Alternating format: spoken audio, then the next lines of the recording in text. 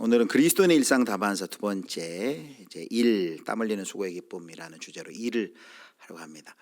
우리가 이 첫 번째 주제를 한 걸 보니까 3월 12일이에요. 그러니까 벌써 한 5주 정도 지나서 지난 시간에 했던 이야기들이 잘 생각이 안 날 겁니다. 잠깐 언급하면은 우리가 지난 시간에는 이런 얘기를 했어요. 우리가 거룩하다 생각하는 것을 대개 종교적인 것이다라고 생각하는 거죠. 말하자면 주일에 와서 예배드리고 교회에서 행해지는 여러 가지 일들, 기도, 찬양, 전도 이런 것, 그리고 세상 속에서 하는 여러 가지 직업, 또 세상에서 하는 일들은 그냥 세속적인 그냥 주님의 일이 아니다라고 생각하는 거죠. 그래서 우리가 보통 이제 요즘에는 그런 표현을 많이 하는데 이제 평생 일 열심히 하시고 은퇴하신 성도님이 이제까지는 내가 이제 세상 일 했는데 이제 은퇴했으니까 내가 좀 이제 주님의 일 해보겠습니다. 참 마음은 알겠는데 어떤 뜻인지는 알겠는데 그럼 그동안 평생을 통해서 했었던 그 일은 그럼 어떤 일이 의미가 없다는 건가요? 아니죠. 그래서 하나님의 일이라는 것은 단순히 종교적인 영역뿐만 아니라 우리의 모든 일상에서 일들도 죽게 하듯 할 때, 학생이 공부를 죽게 하듯 한다. 그럼 그 일도 하나님의 일이 될 수 있고 주의 일이 될 수 있고, 직장인이 그 직장의 일을 죽게 하듯 할 때 그 일이 하나님의 일이 된다라는 것이죠. 반대로 또 교회 와서 하는 모든 일이 다 반드시 자동적으로 주의 일이 되는 것이 아니에요. 예배를 드리는데 우리가 가인의 예도 있지만은 하나님 앞에서 바른 태도와 자세로 예배드리지 못한다면, 기도를 하는데 자기의 욕심과 탐심을 이루기 위한 기도를 한다면 아무리 종교적인 일을 한다 해도 그것은 참된 예배와 기도가 될 수 없는 것이죠. 그래서 성속을 어떤 이런 영역으로 나누는 것이 아니라 우리의 주일에 또 교회에 와서 하는 그 종교적인 일들도 주의 일이 되도록 우리가 늘 주님 앞에서 그 일을 죽게 하듯 하는 태도로 해야 될 것이고, 또 일상의 하루에 월요일부터 토요일까지 또 일상 속에서도 그 일을 죽게 하듯 우리가 해야 된다는 것이고, 그래서 지난번 시간에 마지막 마치면서 4가지로 정리를 했는데요. 이렇게 정리를 했습니다. 주일만 거룩한 것이 아니다. 평일에도 거룩해야 된다. 평일의 일상 속에서도 거룩을 발견해야 되고요. 종교적인 일만 거룩한 것이 아니라 일상의 모든 일이 죽게 하듯 할 때 주님의 일이 될 수 있다. 그래서 우리의 태도는 죽게 하듯 하라. 이제 죽게 하듯 하라라는 것은 이제 또 여러 가지 설명할 수 있겠지만, 주님께 하듯 주 앞에서 코람되어 신실하게 충성되게 또 하나님의 성품을 드러내는 등 내 삶의 자리에서 어떻게 그럼 실천할 것인가. 그래서 우리가 우리 기독교 교회의 지금 가장 큰 문제라는 우리의 신앙과 삶이 따로 떨어져 있는 것이 아니라 신앙과 삶을 통합하라라는 것이죠. 신앙이 우리 교회 와서 주일에만이 아니라 예배드리는 주일에만 아니라 일주일 내내 가정과 일터 일상 속에서도 자연스럽게 드러나도록 하자라고 살펴봤습니다. 이제 오늘 주제는 이제 지난주와 연결되는 주제예요. 다시 한번 이제 일에 대해서, 이 그리스도인 일상 다반사, 일상에서 우리가 가장 우리가 먼저 접해야 될 주제가 있다면 그건 일이라고 생각을 합니다. 일의 정의부터 내리는 것이 중요하겠죠. 신방 가서 이렇게 제가 물어봐요. 집사님 혹시 일하세요? 그렇게 물어보면 어떻게 대답하실까요? 직업을 가지신 분들은 예, 일합니다. 직업을 가지지 않고 주부분들은 일 안 합니다. 이렇게 얘기해요. 그런데 여기서 우리가 오늘 다루는 일이란 것은 직업을 가지신 분들에게만 해당되는 이야기가 아니에요. 우리는 오늘도 얼마나 많은 일을 하고 왔습니까? 우리 고베라 찬양대 또 일찍 나오셔가지고 찬양 연습을 하고, 또 이게 일이죠. 또 누군가를 만나서 차를 마시면서 어떤 대화를 했다, 그것도 일이고, 또 육아했던 일, 제일 어머니들 육아 이거 월급도 없잖아요. 사실은 그 일이죠. 일. 그리고 우리가 인터넷 서핑을 하는 것도 일이고, 카톡을 보내는 것도 일이고, 설교 준비하는 것도 일이고, 하루 종일 저희가 다 일을 하다 왔어요. 자, 원치 않든 우리가 매일 하고 있는 이 일, 우리가 다 일하는 존재인데 도대체 이 일이 어디서부터 시작이 되었는가라는 질문에서부터 시작하도록 하겠습니다. 그래서 이제 이 시간에 우리가 이제 어떠한 주제를 살펴볼 텐데요. 오늘 주제는 제가 주제를 하면서도 여기 대부분 수요 예배 참석하신 분들이 은퇴자들이 많으신데 일이라는 주제를 할 때 관심 없어 하지 않을까 좀 염려가 되는데, 말씀드린 것처럼 꼭 일이 어떤 직업을 가지고 있는 월급을 받는 일이 아니라 우리의 삶의 모든 일 범위를 넓혀서 생각하시고요. 또 앞으로 여러분들이 좋아하실 그 주제들을 또 계속 언급할 거예요. 돈도 이제 한번 또 언급할 거고요. 뭐 건강도 언급할 거고, 한 가지 주제씩 우리가 기독교적인 관점. 우리가 성경에 무슨 AI가 나옵니까? 주식 투자가 나옵니까? 뭐가 안 나오잖아요. 그러나 우리가 그 시대에 살고 있기 때문에 그럼 그 문제를 어떻게 알아야 되느냐. 결국은 성경을 읽을 뿐 아니라 성경이 안경이 되고 창이 되어서 성경을 통해서 그 문제를 봐야 되잖아요. 그래서 그걸 성경적 관점, 세계관이라고 하는데, 그래서 어떤 한 가지 주제를 가지고 그것에 대해서 이제 세계관적으로 이제 조망을 하는 작업을 이제 수요일에 하려고 해요. 그래서 가장 이제 여러 가지 틀이 있지만 가장 많은 사람들이 이용하는 틀이 뭐냐면, 성경을 크게 네 가지 기둥으로 보는 거죠. 하나님이 세상을 창조하셨습니다. 창조라는 관점. 그러나 그 세상이 인간의 범죄함으로 타락했습니다. 타락이라는 관점. 그러나 예수 그리스도의 십자가의 구속함으로 구속의 역사가 시작이 되었습니다. 구속, 그리고 마침내 하나님의 나라가 완성될 것입니다. 이 네 가지 큰 틀로 대부분 어떤 주제를 보면 그 주제에 대해서 우리가 기독교적인, 기독교 세계관적인 관점을 우리가 확립할 수 있습니다. 일이란 주제도 마찬가지죠. 일이란 주제를 먼저 우리가 창조의 관점으로 보는 것이죠. 우리가 도대체 일이 어디에서 시작됐는가라고 했는데, 일이 어디에서부터 시작됐을까요?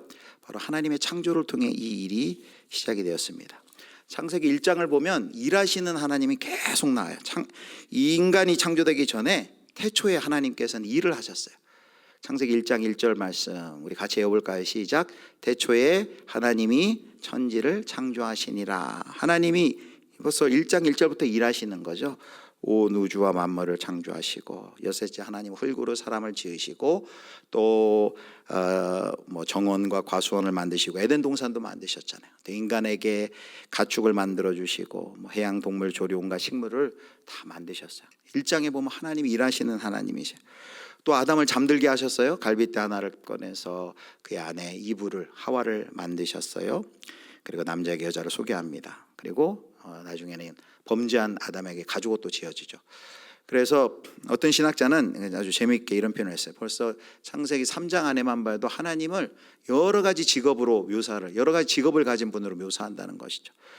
창세기 1, 2, 3장만 봐도 하나님은 어떤 직업을 가지고 계세요? 하나님은 최초의 예술공예가다, 조경사다, 마취과 의사다, 외과 의사다, 결혼주선자, 결혼주례자, 그리고 가죽옷을 만들어주는 의상 디자이너다. 그래서 하나님께서 먼저 일의 본을 보여주신 것입니다. 그것이 일의 기원이란 거죠. 일이 어디서부터 시작됐어요? 타락하고 나서 인간이 저주받아서 일한 게 아니라는 거죠. 하나님의 그 창조에서부터 하나님이 일을 시작하셨고, 일이 하나님으로부터 시작되었습니다. 그래서 하나님은 일하시는 하나님이에요. 성경 내내 보면 특별히 하나님께서 우리를 잘 이해하게 만들기 위해서 하나님을 직업으로 비유를 많이 했어요.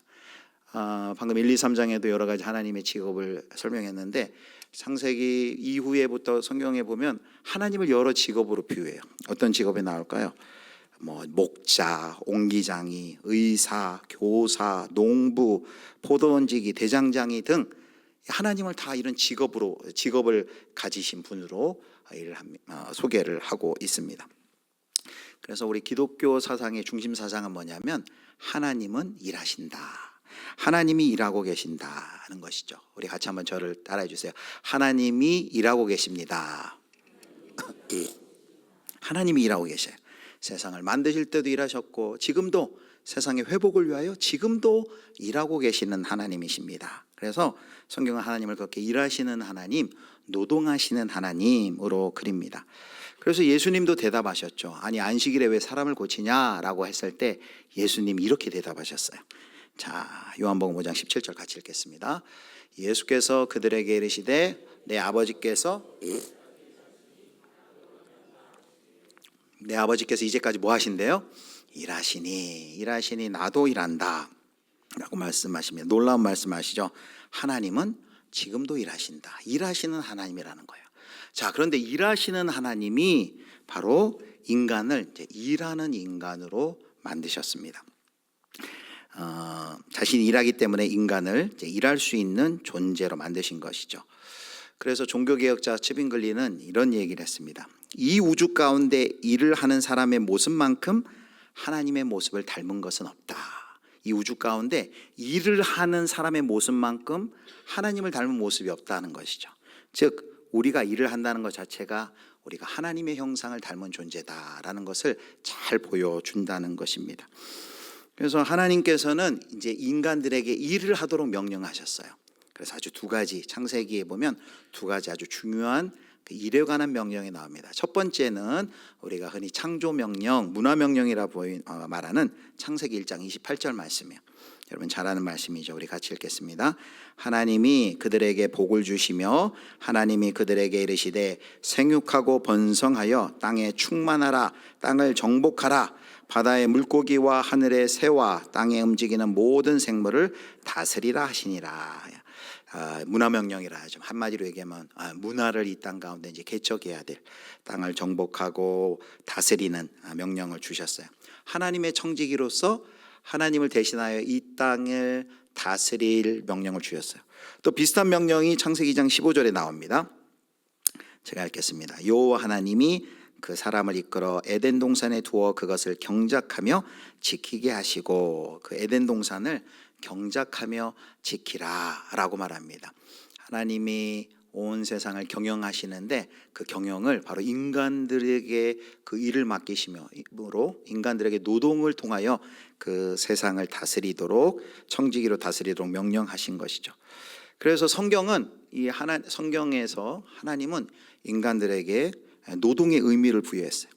하나님이 마치 우리들을 창세기 1장에 하나님이 하신 일들이 인간들을 위하여서 잘 살도록 여러 가지 일하셨던 것처럼 그 본을 받아서 우리 인간들도 이 세상을 하나님의 뜻대로 잘 다스리고 또 문화를 일으키고 세상을 윤택하고 모두가 함께 번영하도록 살아가도록, 그 일을 통해 그 일을 하도록 하나님이 의도하셨다는 것이죠. 그래서 우리가 일하는 것은 이제 단순히 그냥 먹고 살기 위해서만이 아니라 바로 이렇게 일을 통해서 하나님의 세상 경영에 우리가 일과 노동을 통해서 참여한다는 아주 놀라운 의미가 주어져 있습니다. 그래서 기독교만큼 이 노동, 일의 가치를 중요하게 생각하는 종교와 사상은 없어요. 대부분의 고대 사상에서는 노동은 천민들이나 해당할 뿐 지식인들이나 귀족들은 노동을 하지 않아요. 그리고 다른 종교를 봐도 불교, 힌두교, 유교, 노장사상, 동양사상에서도 다 노동을 천시했어요. 우리 유교가 조선의 정신의 근간이었던 그때도 어떤 그런 일하는 것에 대해서 양반은 일하지 않죠.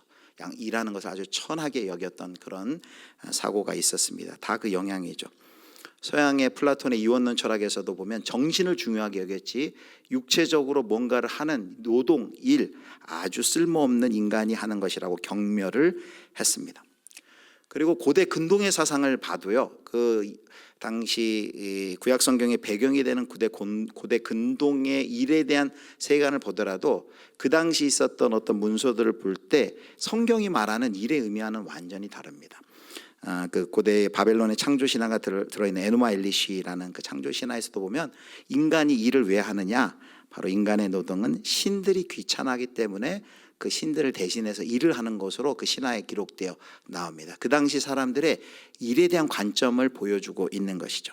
그런데 성경에 나오는 것은 하나님의 형상인 인간이 하나님의 대리자로 하나님을 대신하여서 청지기로서 이 땅 가운데 그 노동을 통해 하나님의 다스리심을 이 땅 가운데 구현하는 것, 보여주는 아주 신적인 특성을 가진, 하나님의 일에 참여하는 신적 특성을 가진 것이 바로 이 일과 노동이라는 것이죠.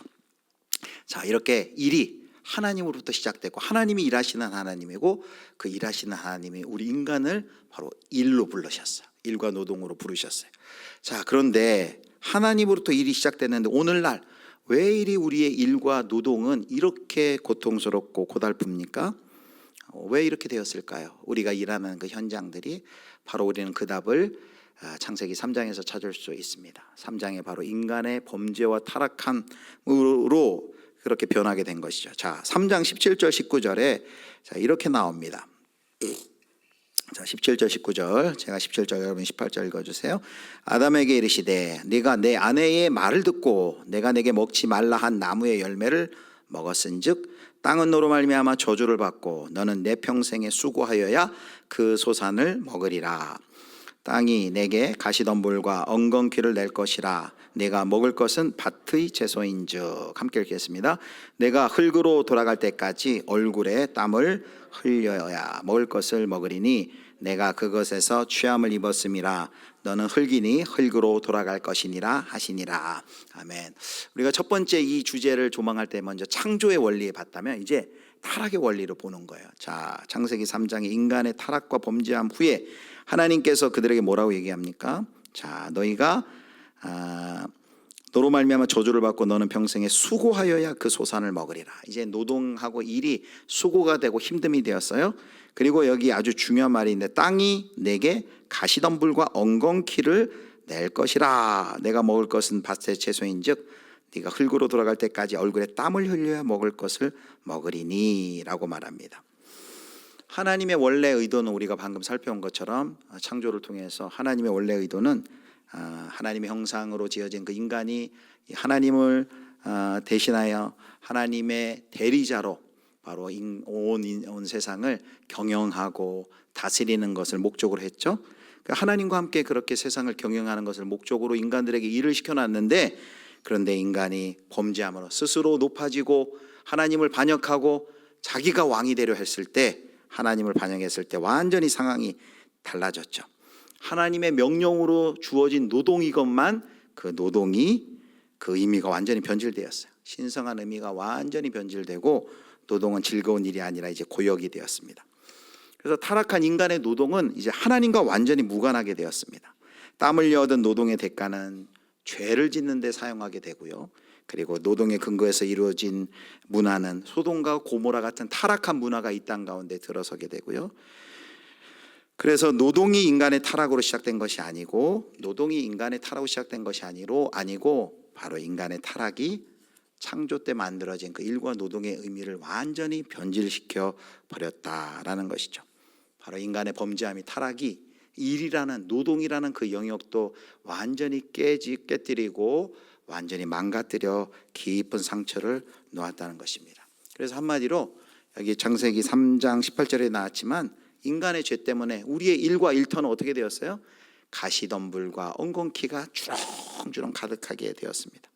그리고 인간의 죄는 일이라는 그 자체에도 악영향을 미치게 되었습니다. 일 자체가, 그래서 일 자체가 이제 우상이 되는 그런 일이, 신이 되는 일이 발생하기 시작합니다. 그리고 일터마다 가시덤불과 엉겅퀴가 잔뜩 덮이게 됩니다. 죄가 인간의 양심과 하나님의 형상에 영향을 미치기 시작하면서 이제 곳곳 가운데 이 병들고 타락한 깨진 이 증상들이 우리의 일터에 나타나는 거예요. 우리가 일하는 자리마다 구조적인 문제, 관계적으로도 어려움을 겪게 되고 부패한 모습들이 드러나게 됩니다. 이제 일하는 것이 막 짜증스러워요. 그리고 스트레스가 쌓여요. 돈을 벌기 위해서는 이제 수단과 방법을 가리지 않습니다. 이제는 범죄와 관련된 일들이 막 생겨나기 시작해요. 사업들이 생기고요. 사회학을 조장하는 비윤리적인 일들이 생겨납니다. 이 모든 것이 원인이 뭐예요?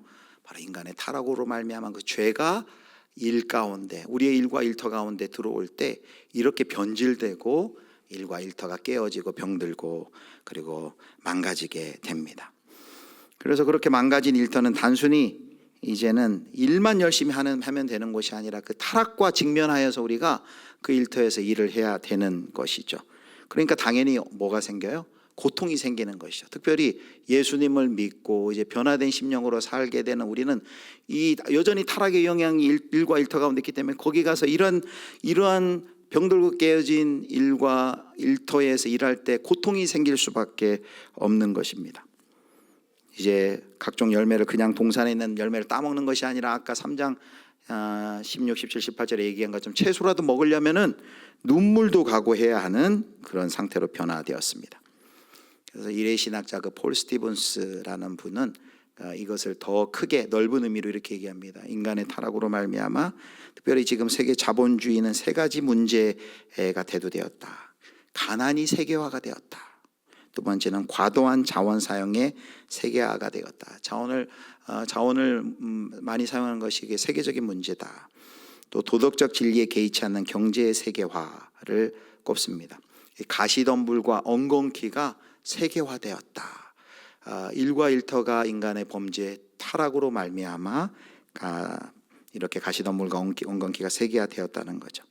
그래서 바로 이 죄가 우리가 살고 있는 이 일터, 살고 있는 이 세상, 그리고 경제에 악영향을 미치게 된 것이다라는 것이죠. 그래서 죄가 우리의 삶 전체에 퍼졌고, 우리가 일하는 일터에도 구조적인 악이 생겨나고, 그 속에서 어쩔 수 없이 엉겅퀴와 가시를 맞닥뜨리는 거죠. 우리가 수요일마다 이제 이 시간 마치면 이제 안수 집사님들 이야기할 때 이 주제를 가지고 한 달간 우리가 배웠어요. 서로 이야기를 했어요. 직장에서 우리 집사님이 경험하는 가시덤불과 엉겅퀴와 같은 일들이 어떤 일이 있습니까? 물어보면 여러 가지 일들이 많아요. 저도 제가 직장생활한 지 짧게 신대원 가기 전에 한 3년 정도 했기 때문에 또 그 경험이 아직 많지 않습니다. 간접 경험들을 하는데, 최근에 이제 드라마 이제 협상의 기술이란 걸 보면 이제 기업 합병, 인수합병 하는 이야기인데, 그 드라마 보면 그 이재훈이란 배우가 이제 주연으로 나오는데, 그 기업을 인수하고 합병하는데 거기 온갖 그 권모 술수가 다 동원이 되고, 그걸 보면서 우리 성도들의 삶을 생각하는 거죠. 우리 성도들이 일하고 있는 일터가 완전히 저렇게 전쟁터구나 라는 것을 다시 한번 확인하게 됩니다. 그래서 지금 죄의 영향력으로 이 일과 일터가 이렇게 망가져서, 한마디로 이제 우리는 죄가 일터에 영향을 미치는 이 자리는 한마디로 영적 전쟁의 자리인 거죠. 일과 일터의 자리가 영적 전쟁의 자리. 그래서 한 주간 우리 성도들이 그 영적 전쟁의 자리에서 그 싸움을 하다가 다시 모여서 예배를 드리는 것이죠. 일터는 영적 전쟁터입니다. 그래서 그렇다고 우리가 그것을 인정하고 그 전쟁터에서 또 물러날 수는 없어요. 왜요? 이제 우리가 구속에서 살펴보겠지만, 이제는 우린 새로운 존재로 정체성이 바뀌었기 때문에 이제 새로운 사람으로, 존재로, 목적으로 살아야 되기 때문에 영적 전쟁에서 싸워야 되고 또 승리해야 되고, 이 일터를 변화시켜 나가야 될 이제 사명이 우리 가운데 있는 것이죠. 어떻게 이 사명을 우리가 감당할 수 있을까요? 바로 우리가 이 일이 불가능했는데 이 일이 이제 뭘로 가능하게 됐습니까? 2000년 전 바로 우리 주 예수 그리스도의 구속의 역사를 통하여 이 회복의 역사가 시작이 되고 지금도 진행되고 있고 이제 마침내 완성될 것이죠. 그래서 이제 세 번째, 이제 구속이라는 그 렌즈를 통해서 이제 그렇다면 어떻게 이 인간의 범죄함으로 인하여서 병들고 깨진 일과 일터가, 그럼 어떻게 이 노동이 어떻게 이제는 변화를 해야 될까? 이제 우리는 이제 새로운 정체성과 동기로 우리가 일을 할 수 있게 되었습니다. 이제 노동에 대한 의미가 새로워졌어요. 네 가지 이제 노동의 의미가 우리가 예수님을 믿고서 어떻게 변화되었는지, 이제는 우리가 전에 일과 이 일터, 노동에 대한 걸 이제 세상의 관점으로 보는 것이 아니라 이제 구속받은 우리는 이 관점으로 이제 일과 일터를 바라보고 이제 이렇게 새로운 동기와 정체성으로 우리가 일하게 됩니다. 자, 첫 번째, 같이 한번 읽겠습니다. 하나님의 영광을 위하여 일하라. 이제 하나님의 영광을 위하여 우리는 일할 수 있게 된 새로운 목적이 우리 가운데 생기게 되었습니다. 자, 이스라엘의 그 출애굽 이야기를 좀 하도록 하겠습니다. 이스라엘이 애굽에 들어가서 430년 동안 종사를 했죠. 그래서 모세를 필두로 이제 이스라엘 백성들을 끄집어냅니다. 근데 참 재밌는 것은 출애굽기 시작할 때도 일하고 있고 끝날 때도 일하고 있어요. 출애굽기 시작할 때 일은 애굽 왕 바로를 위해서 노동을 하고 있습니다. 그런데 출애굽기를 마지막 끝날 때 보면 누구를 위해 일하고 있냐면 하나님을 위해 그들이 성막을 짓고 있는 것으로 출애굽기 이야기가 끝이 납니다. 그래서 이 어떤 신학자는 이런 굉장히 좋은 통찰을 보여줍니다. 그런 의미에서 이 출애굽기는 단순히 어떤 노예 상태에서의 민족적, 육체적, 정신적, 영적 구원이었을 뿐만 아니라 일의 구원이었다라는 말을 해요. 일의 구원. 그래서 애굽에서의 탈출은 구속사에서 일에 대한 새로운 패러다임을 제시한 것이다라고 말을 하고 있습니다. 자, 어떤 그런 패러다임을 제공하느냐? 자, 이스라엘이 애굽에 있을 때 누구를 위해서 일했냐면은 애굽 왕 바로를 위해서 일했다는 거예요. 그런데 출애굽을 통해서 그들은 이제 직장으로 얘기하면 보스가 바뀌었어요. 이제는 그들이 누굴 위해 일해요? 새로운 보스인 그 출애굽이라는 구속 사건을 통해서 새로운 그들의 주인인 보스인 하나님을 위해 일하는 새로운 보스가 생겼다는 것이죠. 그들을 구원하고 새로운 정체성을 주셨죠. 어떤 정체성이요? 이젠 애굽의 식민지의 백성이 아니라 그들을 구속해내신 하나님의 백성이고 그들의 주는 하나님이 되셨다라는 것이죠. 이게 새로운 정체성이라는 거예요. 인간 보스보다 하나님 보스에게 더 이제는 잘 보여야 한다는 것이죠. 우리에게도 새로운 보스가 생겼죠. 우리의 보스가 누구예요? 우리가 예수 믿고 구원받은 다음에 우리 주님이 누구예요? 우리가 주여, 주님, 우리의 주인이 바로 우리 예수 그리스도께서 우리의 주인이 되신 거죠. 그래서 우리도 이 출애굽 사건에 비견하는 십자가의 구속의 사건을 통해 우리도 이제 정체성이 바뀌었다는 거예요. 우리의 새로운 보스는 주님, 그리고 이제 하나님의 백성, 바로 예수 그리스도의 제자로서의 새로운 정체성을 가지고 우리가 이제 일과 일터에서 일을 한다라는 것이죠. 그리고 두 번째, 이스라엘 백성들은 또 새로운 동기와 사명이 생긴 거예요. 출애굽한 뒤에는 이제 그들에게는 목적이 뭐냐면 하나님의 백성이라는 새로운 공동체, 그리고 하나님의 나라의 건설의 목표였습니다. 그래서 신명기 같은 데 보면 다른 이방의 여러 민족들이 그들을 보면 그들이 어떻게 그 율법을 순종하고 준행하는 것을 통해서 하나님의 모습을 보여주는 하나님의 대사의 나라가 된 것입니다. 그리고 그들에게 출애굽기에 명령한 게 뭐냐면, 그래서 그 성막을 짓게 해요. 하나님의 임재를 보여주는 성막을 짓게 하면서 성막을 짓는 것으로 출애굽기 이야기가 끝이 납니다. 우리도 마찬가지죠. 우리도 이제 우리가 변화된 예수 그리스도의 제자로, 그리고 예수 그리스도를 주로 새로운 보스로 모시는 우리는 바로 우리가 이 하나님의 임재를 이 세상에 나타내 보여주는 하나님의 대사로 일하는 거예요. 눈에 보이는 성막을 짓는 것이 아니라, 물리적으로 짓는 것이 아니라 이제 영적으로 그 하나님의 영광이 충만하도록 우리의 일터에 성막을 짓는 새로운 동기가 우리 가운데 생긴 것이죠. 예수님의 제자로 이제 일터에 성막을 짓는 이 일을 우리가 해 나간다라는 것이죠. 그래서 우리가 이제 일하는 목적이 뭐예요? 오늘 본문처럼 고린도전서 10장 31절 우리 같이 읽겠습니다. 그런즉 먹든지 마시든지 무엇을 하든지 다 하나님의 영광을 위하여 하라. 이제 우리는 일을 하는 목적이 생겼어요. 이제 우리는 일하는 것이 단순히 그냥 어떤 재화를 벌기 위한 것, 내가 조금 영향력을 사람들한테 미치는 것이 아니라 하나님의 영광을 위하여 일하는 것이죠. 우리가 사소한 것들, 가사도 마찬가지입니다. 아이들 양육도 마찬가지예요. 우리가 다 그 일의 목적을 일하면은 우리가 하나님의 영광을 위하여 하는 것이다. 그리고 골로새 3장 23절 지난주에도 살펴봤지만 우리가 이제 일을 어떤 식으로 해야 돼요? 같이 읽겠습니다. 무슨 일을 하든지 마음을 다하여 주께 하듯 하고 사람에게 하듯 하지 말라. 이제 그 일을 주께 하듯, 사람 주인 보스가 그냥 안 보면 대충 하고 보면 하는 척하고, 그게 아니라 참 주인이신 하나님이 나의 보스고 내가 그 앞에서 일한다는 그런 태도로 이제 일하라 그랬죠. 여러분, 하나님께 영광을 돌린다, 잘하는 말 같지만 그게 뭘까 이렇게 물어보면 좀 구체적이지 않죠. 하나님께 영광 돌린다는 것은 바로 하나님의 솜씨, 하나님이 하신 일, 하나님의 다스리심을 드러내는 거죠.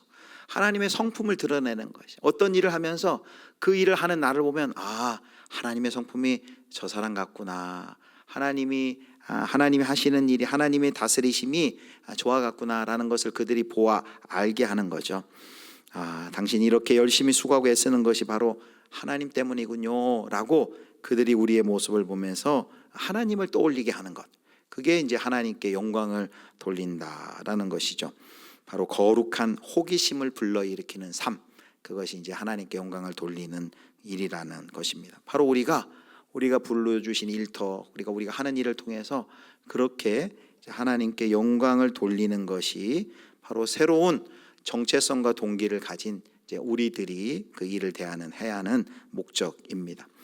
그리고 성막을 짓는 이스라엘 백성들 보면요, 출애굽해가지고 자원합니다. 기쁨으로 막 가지고 나옵니다. 그리고 기쁨으로 일합니다. 성령의 인도함으로 하고요, 또 하나님이 주시는 성령의 지혜를 따라 그 일을 합니다. 바로 우리가 일하는 그 모습 속에 이런 모습이 드러나는 거죠.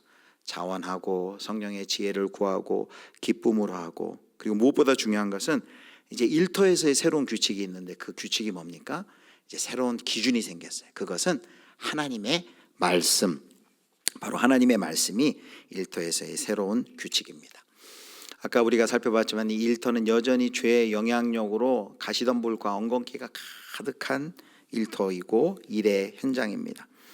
또 우리가 우리가 있는 이 세상이 바로 병들고 타락으로 인해 깨어져서 자연재해, 정리해고, 부상, 질병, 파산, 부당대우, 계약 해제, 법적 제지, 입찰 실패, 경기 불황, 경험 부족, 언어 장벽 등 여러 문제 때문에 일터에서도 계속해서 압박감과 무력감을 느낍니다.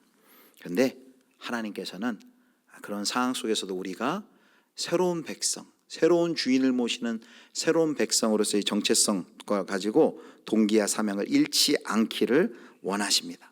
이 깨어진 세상 속에서 하나님이 다스림이 나타나지 않는 이 세상 속에서 그분의 하나님의 다스리심과 통치가 이 땅 가운데 이를 통하여 나타나도록 하나님께서 약속하신 거죠. 성령으로 내가 너와 함께 하겠다, 너를 도와주겠다, 하나님께서 도우시겠다고 약속하셨습니다. 바로 이제 첫 번째 구속한 백성의 이제 일하는 동기와 목적이 뭐예요? 첫 번째가 이제 하나님의 영광을 위해서, 새로운 보스를 위해서 우리가 일하는 것입니다. 두 번째, 우리 두 번째 같이 읽겠습니다. 일은 단순히 소명이다. 밥벌이가 아니라습니다. 밥벌이라는 무시하는 말이 아니고요. 단순히 어떤 경제적인 도움을 받는 것 정도의 의미가 있는 것이 아니라라는 걸 강조하기 위한 겁니다.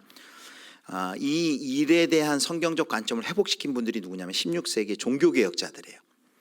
그들은 그 당시만 해도 다 성직만 주의 일이라고 생각해요. 요즘하고 비슷하죠. 성직만 주의 일이고, 그리고 성직은 1등급 그리스도인이고 성직이 아닌 사람은 2등급, 3등급 그리스도인이라는 의식이 있었어요. 그런데 그 당시 종교개혁자들은 노동을 그냥 모든 그 사제 말고 일반 성도들이 하는 그 노동을 똑같이 동일하게 그 사제들이 하고 있는 그 똑같은 소명이라고 부르짖었습니다.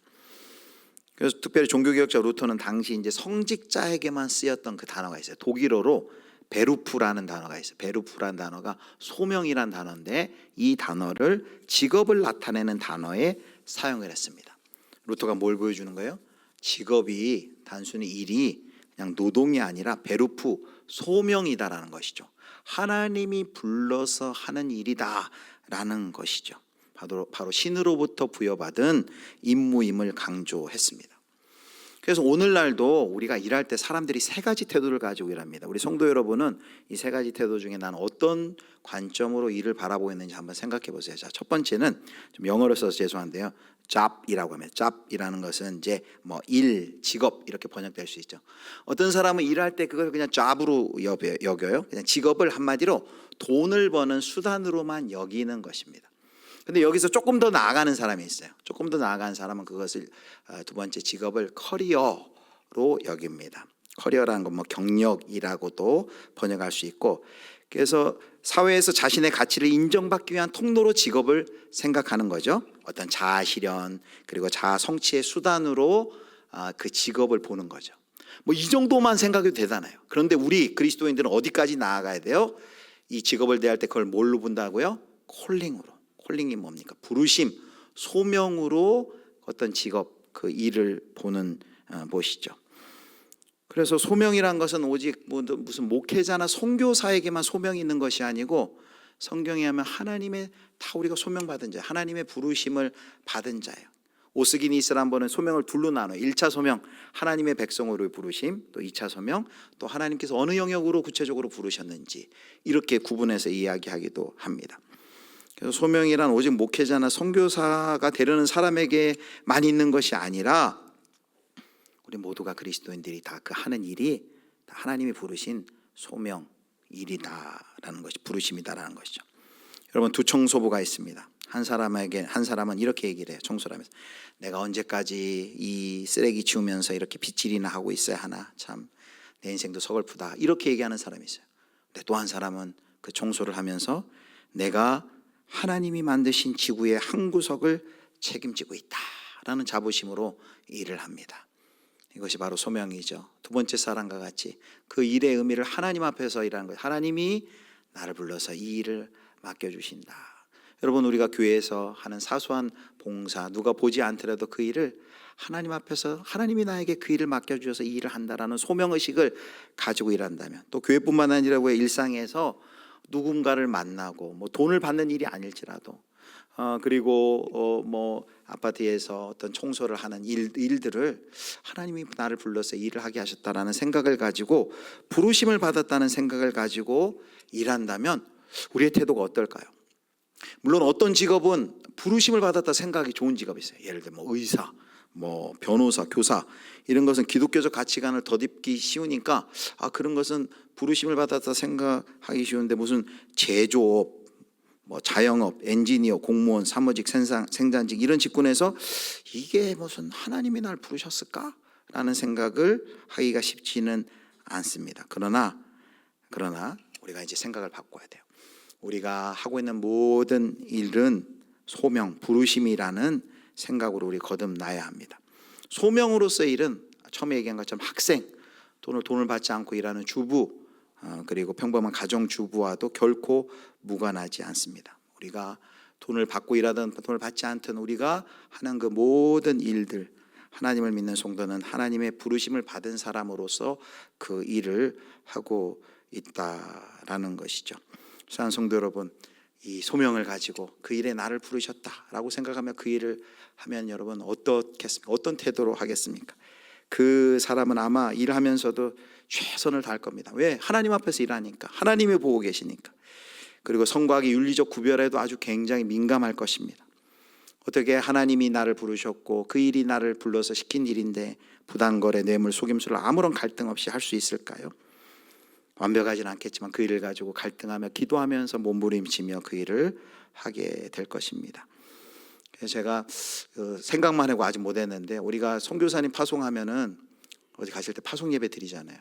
그래서 우리 청년들 이렇게 일을 처음 할 때 이제 그 직장으로 파송되는 거잖아요. 이제 소명을 가지고 그 자리로. 그래서 청년들이 새롭게 좀 일을 하면 공동체가 함께 마치 선교사를 파송하듯 같이 좀 이렇게 축복하면서 기도해 주면 좋겠다라는 생각을 하고 있습니다. 여러분, 자녀들 중에 혹시 어떤 직장을 얻거나 새롭게 일을 시작하면 꼭 얘기해 주셔서 이제 그 직장 속으로, 군인이면 이제 군회, 군선교사로, 어떤 프로그램을 하면 그 IT 기업에 이제 들어가서, 또 어떤 뭐 방송계는 방송 일에, 연예계는 연예계 일에 그 하나님의 부르심을 받아 이제 하나님의 선교사로 그 일을 하는 것이다라는 소명을 가지고 가서 그 일을 할 수 있도록 좀 공동체가 격려하며 기도하면 좋겠다라는 생각을 하고 있습니다.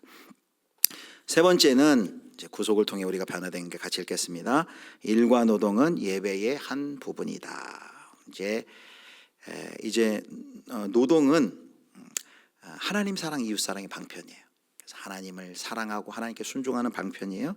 그래서 이를 통해서 우리가 피조 세계에 대한 청지기적 사명을 감당하게 되었는데, 성경적 세계관에서는 이 노동을 뭐라고 얘기하냐면 예배의 한 부분이라 말합니다. 삶 전체로서의 예배. 우리가 잘 알고 있는 로마서 12장 1절 말씀입니다. 우리 같이 읽겠습니다. 그러므로 형제들아, 내가 하나님의 모든 자비하심으로 너희를 권하노니 너희 몸을 하나님이 기뻐하시는 거룩한 산제물로 드리라. 이는 너희가 드릴 영적 예배니라. 영적 예배는 합당한 예배다, 이런 뜻인데요. 그 메시지 성경에 이것을 몸으로 예배를 드리는가가 뭔가를 유진 피터슨이라는 목사님이 이렇게 이제 의역을 했어요. 그러므로 나는 이제 여러분이 이렇게 살기를 바랍니다. 하나님께서 여러분을 도우실 것입니다. 여러분의 매일의 삶, 일상의 삶이 뭐예요? 자고 먹고 일하고 노는 모든 삶을 하나님께 헌물로 드리십시오 라고 말합니다. 우리의 몸을 드리라는 말은 우리의 일상, 매일의 삶으로 하나님을 기쁘시게 해드리라는 것이죠.